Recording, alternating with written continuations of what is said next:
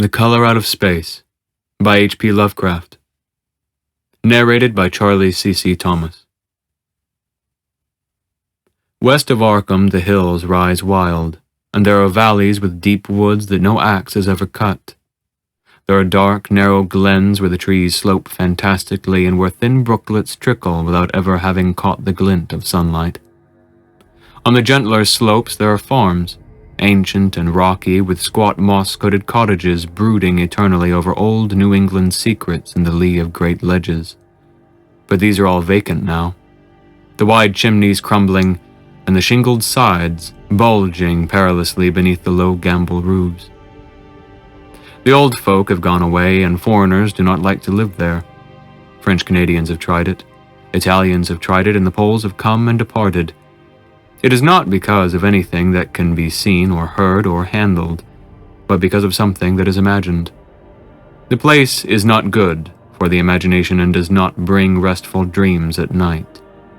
It must be this which keeps the foreigners away, for old Ammi Pierce has never told them of anything he recalls from the strange days.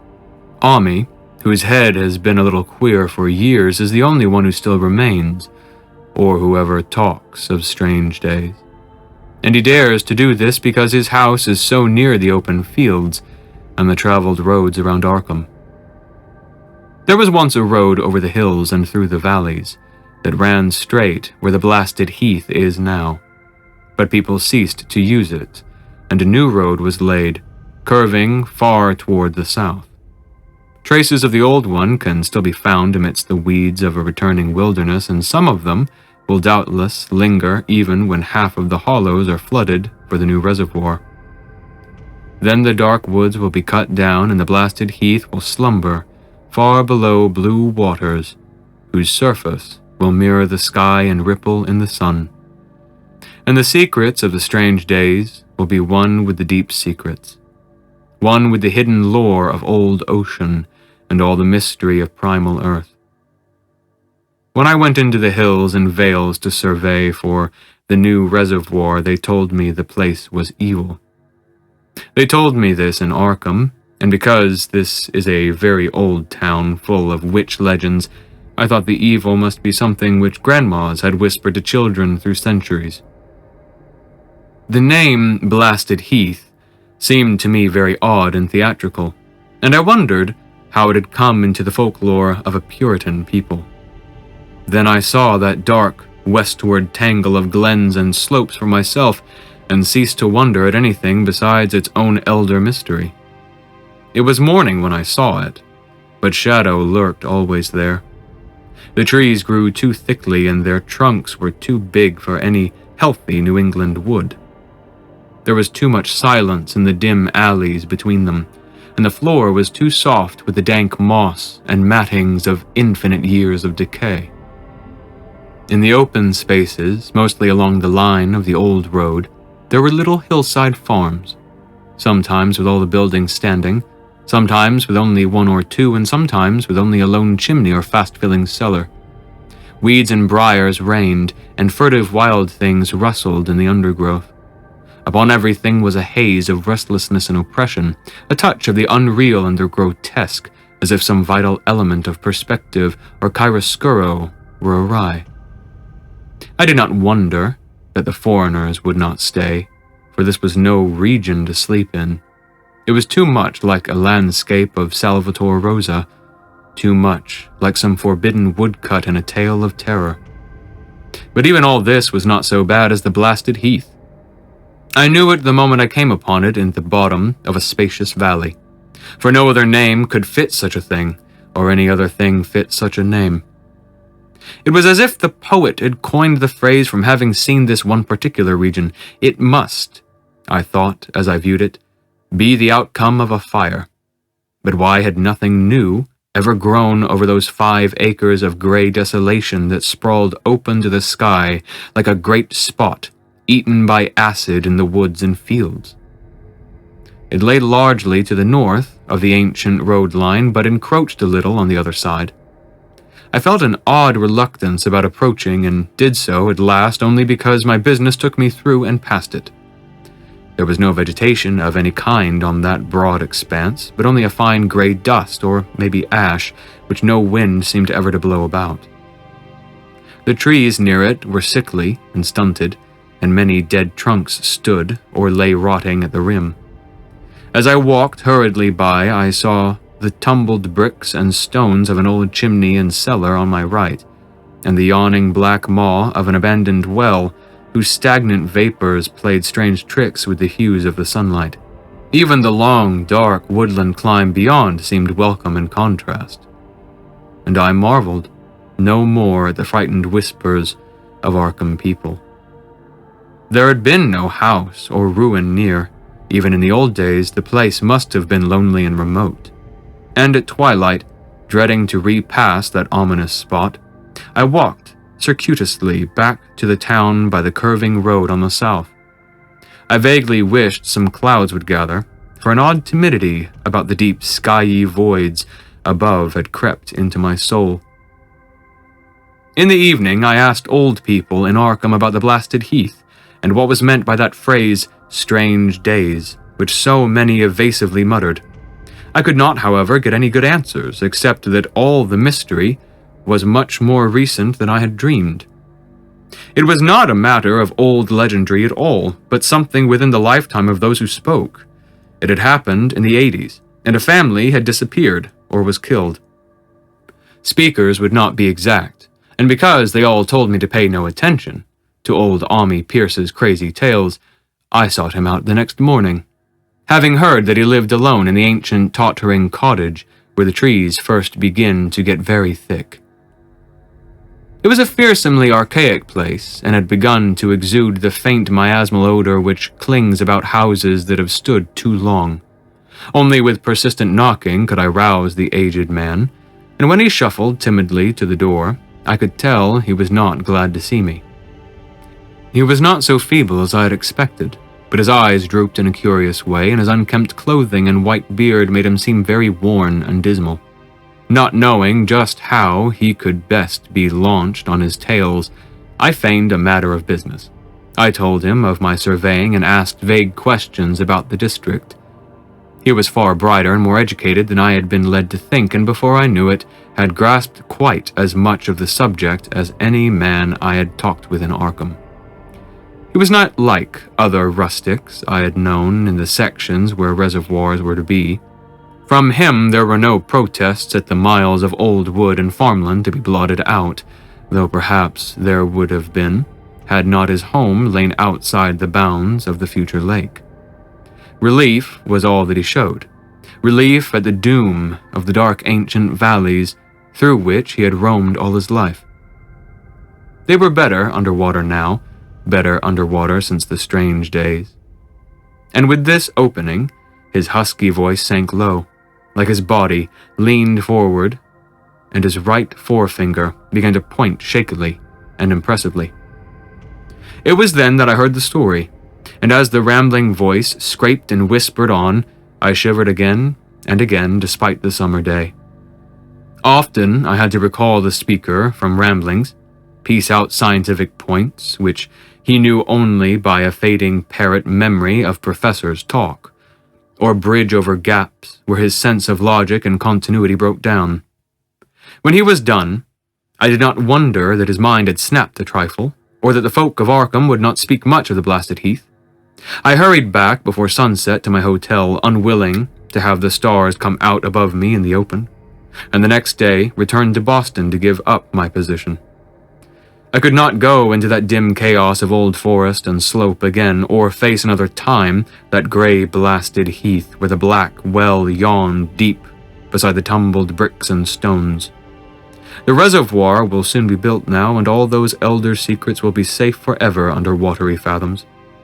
But even then, I do not believe I would like to visit that country by night. At least, not when the sinister stars are out, and nothing could bribe me to drink the new city water of Arkham. It all began, old Ami said, with the meteorite. Before that time, there had been no wild legends at all since the witch trials, and even then these western woods were not feared half so much as the small island in the Miskatonic where the devil held court beside a curious stone altar older than the Indians. These were not haunted woods, and their fantastic dusk was never terrible till the strange days. Then there had come that white noontide cloud, that string of explosions in the air, and that pillar of smoke from the valley far in the wood.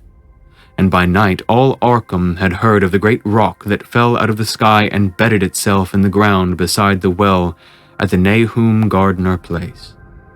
That was the house which had stood where the blasted heath was to come, the trim, white Nahum Gardner house amidst its fertile gardens and orchards.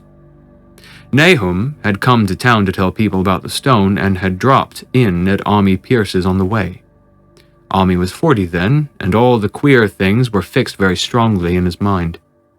He and his wife had gone with the 3 professors from Miskatonic University, who hastened out the next morning to see the weird visitor from unknown stellar space, and had wondered why Nahum had called it so large the day before. It had shrunk, Nahum said as he pointed out the big brownish mound above the rippled earth and charred grass near the archaic well sweep in his front yard. But the wise men answered that stones do not shrink. Its heat lingered persistently, and Nahum declared it had glowed faintly in the night. The professors tried it with a geologist's hammer and found it was oddly soft. It was in truth so soft as to be almost plastic, and they gouged rather than chipped a specimen to take back to the college for testing. They took it in an old pail borrowed from Nahum's kitchen, for even the small piece refused to grow cool. On the trip back, they stopped at Ammi's to rest and seemed thoughtful when Mrs. Pierce remarked that the fragment was growing smaller and burning the bottom of the pail.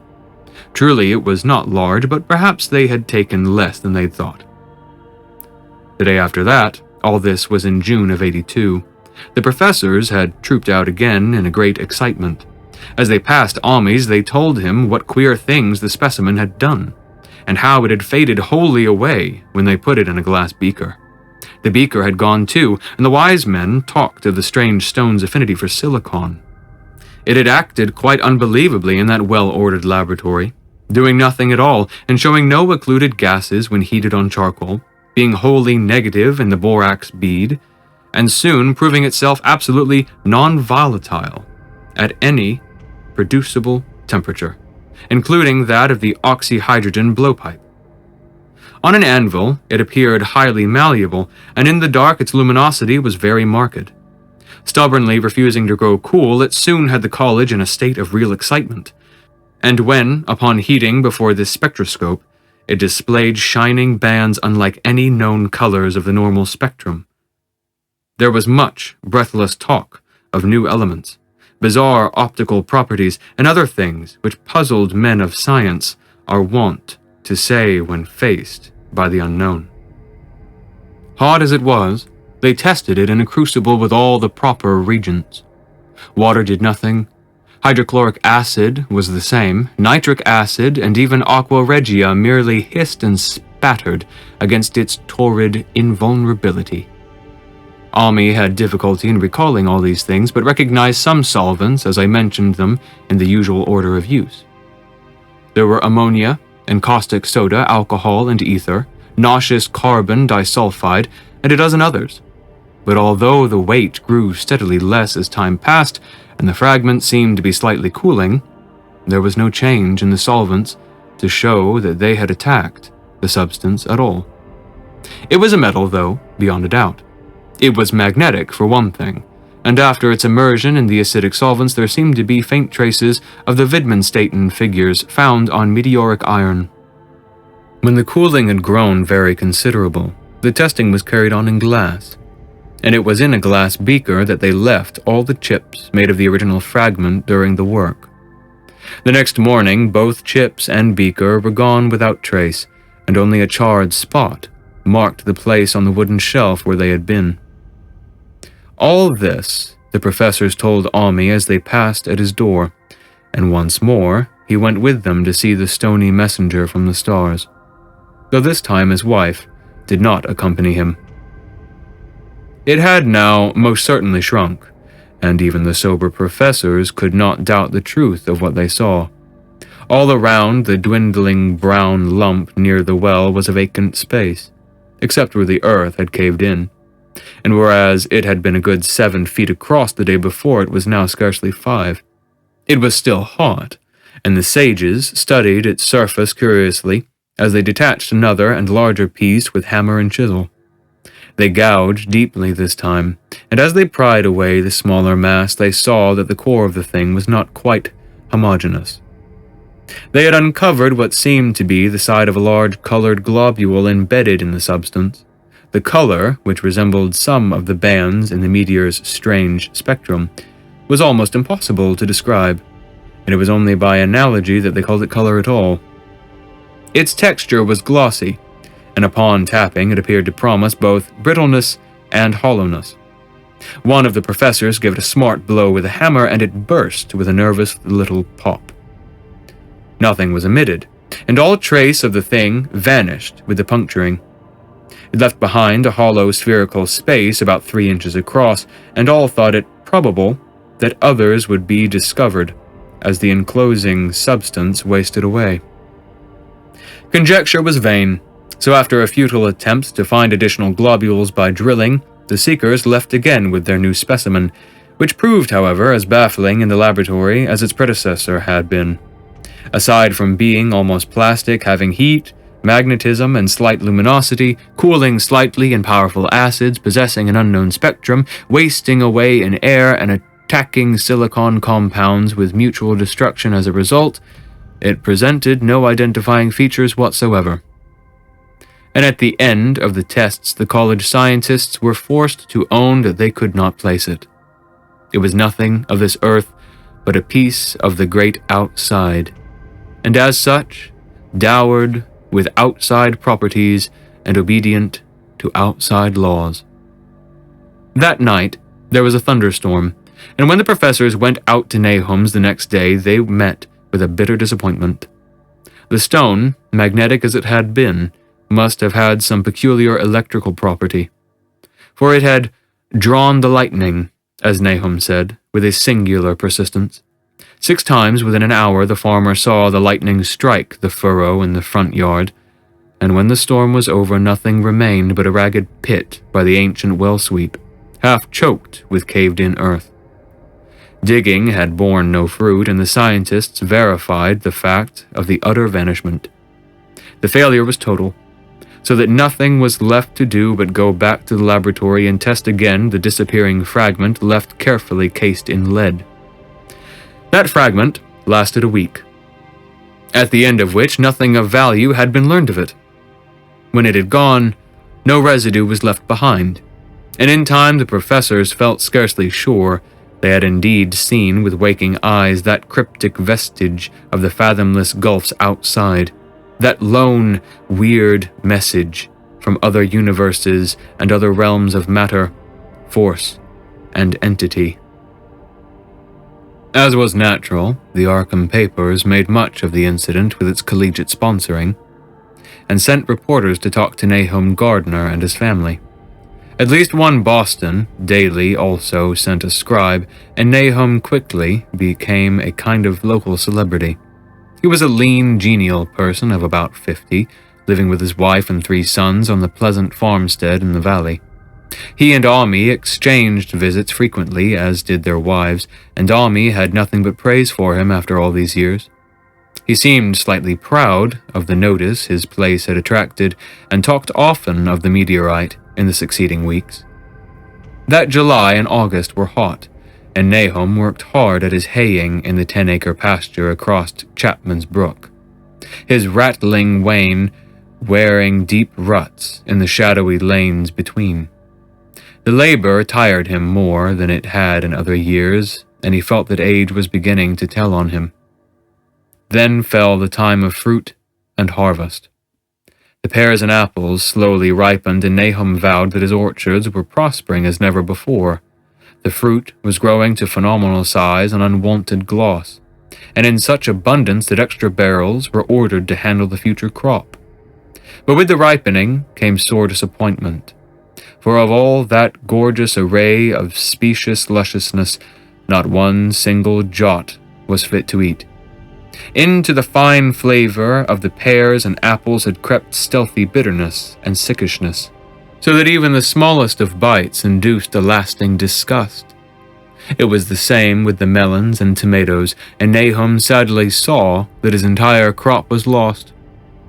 Quick to connect events, he declared that the meteorite had poisoned the soil and thanked heaven that most of the other crops were in the upland lot along the road. Winter came early and was very cold. Ami saw Nahum less often than usual and observed that he had begun to look worried. The rest of his family, too, seemed to have grown taciturn and were far from steady in their church-going or their attendance at the various social events of the countryside. For this reserve or melancholy no cause could be found, though all the household confessed now and then to poorer health and a feeling of vague disquiet. Nahum himself gave the most definite statement of anyone when he said he was disturbed about certain footprints in the snow.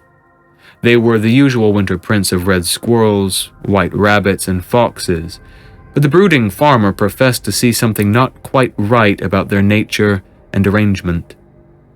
He was never specific, but appeared to think that they were not as characteristic of the anatomy and habits of squirrels and rabbits and foxes as they ought to be. Ami listened without interest to his talk until one night, when he drove past Nahum's house in his sleigh on the way back from Clark's Corners. There had been a moon, and a rabbit had run across the road, and the leaps of that rabbit were longer than either Ami or his horse liked. The latter, indeed, had almost run away when brought up by a firm rein. Thereafter, Ami gave Nahum's tales more respect, and wondered why the gardener dog seemed so cowed and quivering every morning. They had, it developed, nearly lost the spirit to bark. In February, the McGregor boys from Meadow Hill were out shooting woodchucks, and not far from the Gardner place bagged a very peculiar specimen. The proportions of his body seemed slightly altered in a queer way, impossible to describe, while its face had taken on an expression which no one ever saw in a woodchuck before. The boys were genuinely frightened, and threw the thing away at once, so that only their grotesque tales of it ever reached the people of the countryside. But the shying of the horses near Nahum's house had now become an acknowledged thing, and all the basis for a cycle of whispered legend was fast taking form. People vowed that the snow melted faster around Nahum's than it did anywhere else, and early in March there was an odd discussion in Potter's general store at Clark's Corners. Stephen Rice had driven past Gardner's in the morning and had noticed the skunk cabbages coming up through the mud by the woods across the road. Never were things of such size seen before, and they held strange colors that could not be put into any words.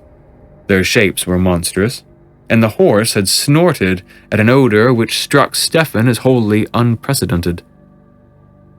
That afternoon, several persons drove past to see the abnormal growth, and all agreed that plants of that kind ought never to sprout in a healthy world. The bad fruit of the fall before was freely mentioned, and it went from mouth to mouth that there was poison in Nahum's ground. Of course, it was the meteorite, and remembering how strange the men from the college had found that stone to be, several farmers spoke about the matter to them. One day they paid Nahum a visit, but having no love of wild tales and folklore, were very conservative in what they inferred. The plants were certainly odd, but all skunk cabbages are more or less odd in shape and odor and hue. Perhaps some mineral element from the stone had entered the soil, but it would soon be washed away. And as for the footprints and frightened horses, of course, this was mere country talk, with such a phenomenon as the area light would be certain to start. There was really nothing for serious men to do in cases of wild gossip, for superstitious rustics will say and believe anything, and so, all through the strange days, the professors stayed away in contempt. Only one of them, when given 2 files of dust for analysis in a police job over a year and a half later, recalled that the queer color of that skunk cabbage had been very like one of the anomalous bands of light shown by the meteor fragment in the college spectroscope, and like the brittle globule found embedded in the stone from the abyss. The samples in this analysis case gave the same odd bands at first, though later they lost the property. The trees budded prematurely around Nahum's, and at night they swayed ominously in the wind. Nahum's second son Thaddeus, a lad of 15, swore that they swayed also when there was no wind. But even the gossips would not credit this. Certainly, however, restlessness was in the air. The entire Gardner family developed the habit of stealthy listening, though not for any sound which they could consciously name. The listening was indeed rather a product of moments when consciousness seemed half to slip away. Unfortunately, some moments increased week by week, till it became common speech that something was wrong with all Nahum's folks. When the early saxifrage came out, it had another strange color, not like that of the skunk cabbage, but plainly related and equally unknown to anyone who saw it. Nahum took some blossoms to Arkham and showed them to the editor of the Gazette, but that dignitary did no more than write a humorous article about them, in which the dark fears of rustics were held up to police ridicule. It was a mistake of Nahum's to tell a stolid city man about the way of the great overgrown mourning cloak butterflies behaved in connection with these saxifrages. April brought a kind of madness to the country folk, and began that disuse of the road past Nahum's which led to its ultimate abandonment. It was the vegetation.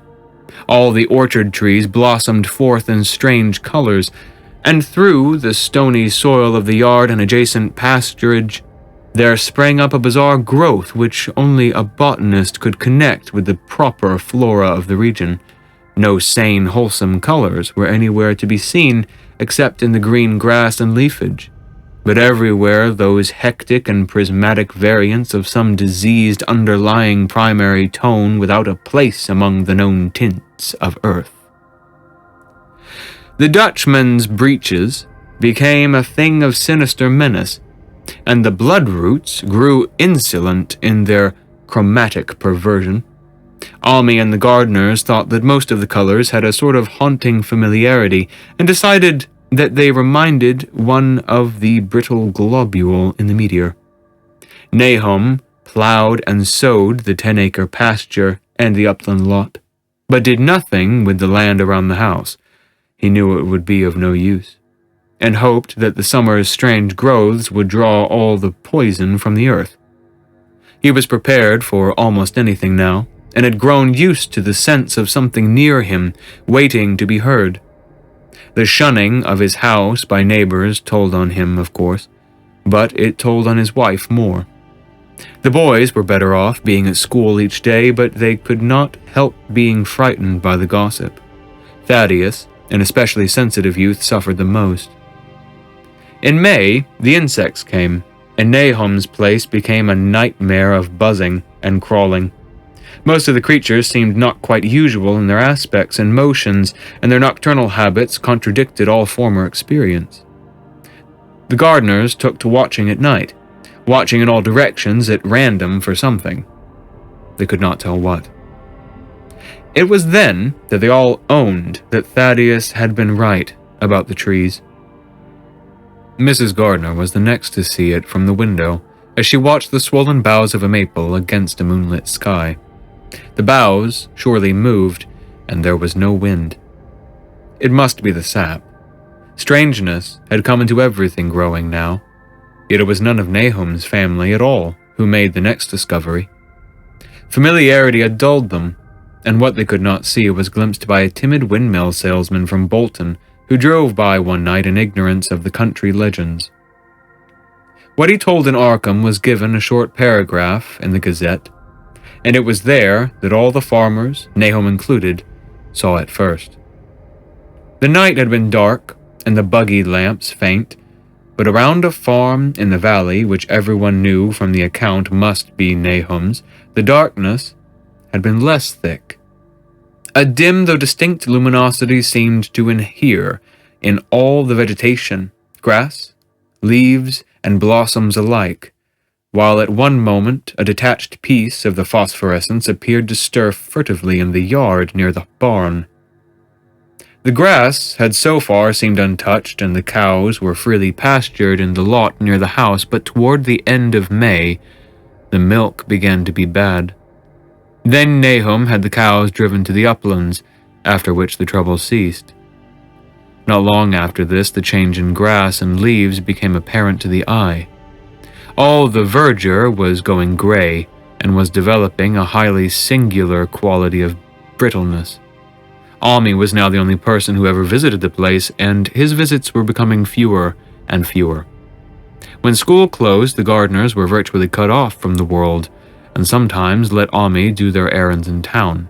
They were failing, curiously, both physically and mentally, and no one was surprised when the news of Mrs. Gardner's madness stole around. It happened in June, about the anniversary of the meteor's fall, and the poor woman screamed about things in the air which she could not describe.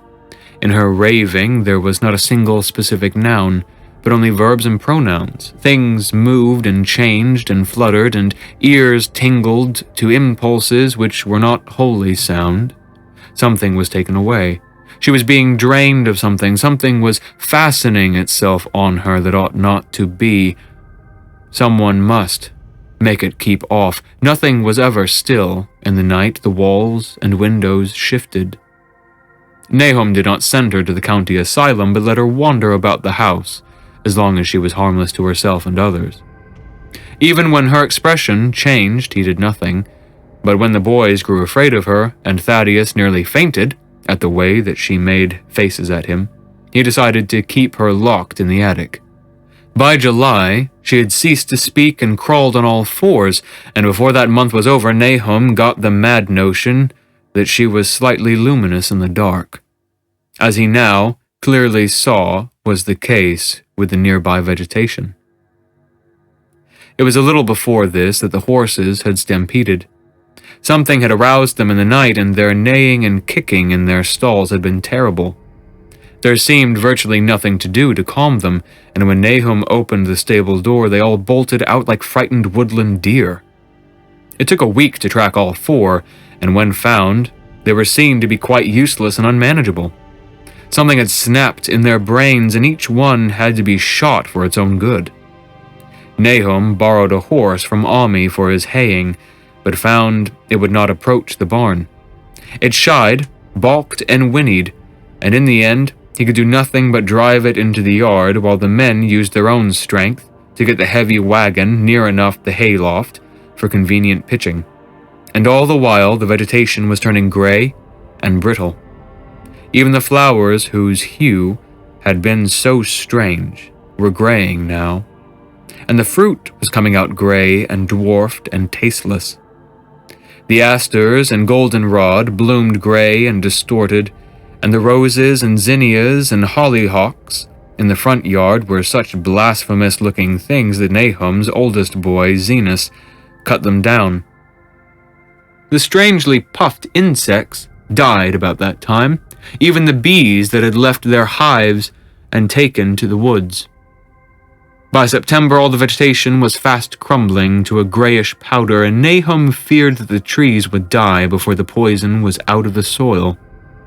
His wife now had spells of terrific screaming, and he and the boys were in a constant state of nervous tension. They shunned people now, and when school opened, the boys did not go, but it was Ami, on one of his rare visits, who first realized that the well water was no longer good. It had an evil taste that was not exactly fetid nor exactly salty, and Ami advised his friend to dig another well on higher ground to use till the soil was good again. Nahum, however, ignored the warning, for he had by that time become calloused to strange and unpleasant things. He and the boys continued to use the tainted supply, drinking it as listlessly and mechanically as they ate their meager and ill-cooked meals and did their thankless and monotonous chores through the aimless days.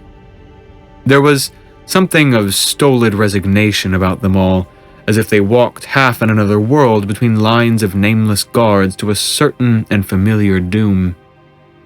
Thaddeus went mad in September after a visit to the well. He had gone with a pail and had come back empty-handed, shrieking and waving his arms and sometimes lapsing into an inane titter or a whisper about the moving colors down there. 2 in one family was pretty bad, but Nahum was very brave about it. He let the boy run about for a week until he began stumbling and hurting himself, and then he shut him in an attic room across the hall from his mother's. The way they screamed at each other from behind their locked doors was very terrible, especially to little Merwin, who fancied they talked in some terrible language that was not of earth. Merwin was getting frightfully imaginative, and his restlessness was worse after the shutting away of the brother who had been his greatest playmate. Almost at the same time, the mortality among the livestock commenced. Poultry turned grayish and died very quickly, their meat being found dry and noisome upon cutting.